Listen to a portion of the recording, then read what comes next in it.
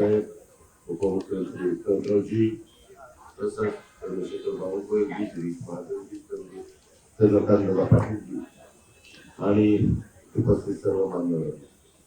दरवर्षीच्या प्रथेप्रमाणे दिवाळी अधिवेशनाच्या निमित्तानं आज आम्ही सगळेजण नागपूरमध्ये आलोय. कॅबिनेट रचना झाली त्यावेळेस सभागृहामध्ये विनोद होणार, त्याच्याबद्दल राज्याचे मुख्यमंत्री सांगतीलच साधारण कामकाज काय असणार आहे त्याच्याबद्दल. परंतु अलीकडे पायंडाच पडलेला आहे की विरोधी पक्ष हा सातत्याने चहापानाच्या कार्यक्रमावर बहिष्कार घालतात आणि हे वर्षानुवर्ष अलीकडे चाललेलं आहे.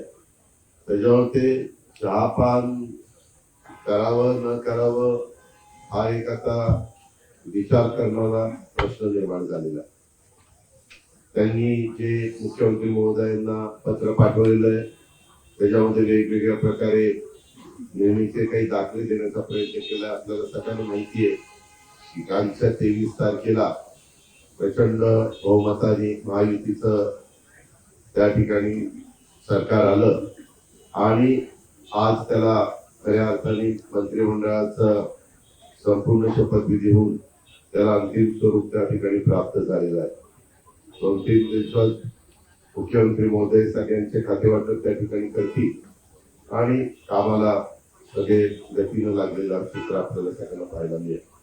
आमचा सगळ्यांचा प्रयत्न आहे एवढी मोठं बहुमत असल्यामुळं जनतेने जो विश्वास महायुतीवर टाकलेला आहे त्या विश्वासाला पात्र राहून कशा प्रकारे या महाराष्ट्राचा सर्वांनी विकास करता येईल हाच प्रयत्न आम्ही सगळेजण करणार आहोत. आणि त्याच्यामध्ये कुठलीही काही अडचण येईल असं आम्हाला तरी काही वाटत नाही.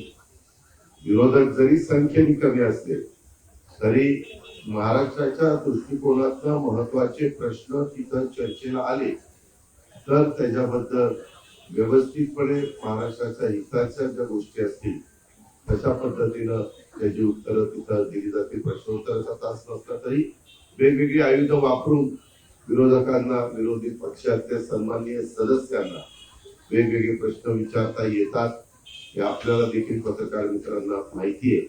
आणि त्याच्यामुळं आम्ही कदापि आम्हाला प्रचंड अशा प्रकारचं बहुमत आहे म्हणून कसंही रेटून आपलं सभागृह चालवायचं असं कदापि आमच्याकडनं होणार नाही.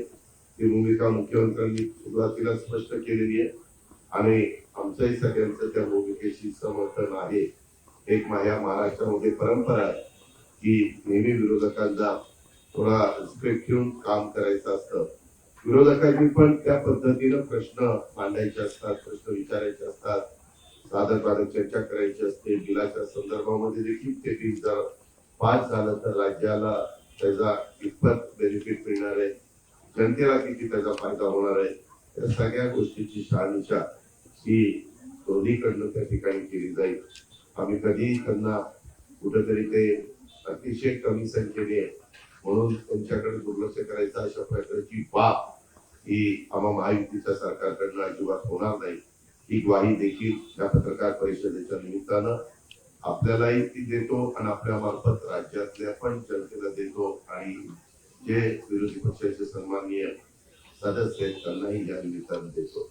अधिक न बोलता इथंच थांबतो. धन्यवाद.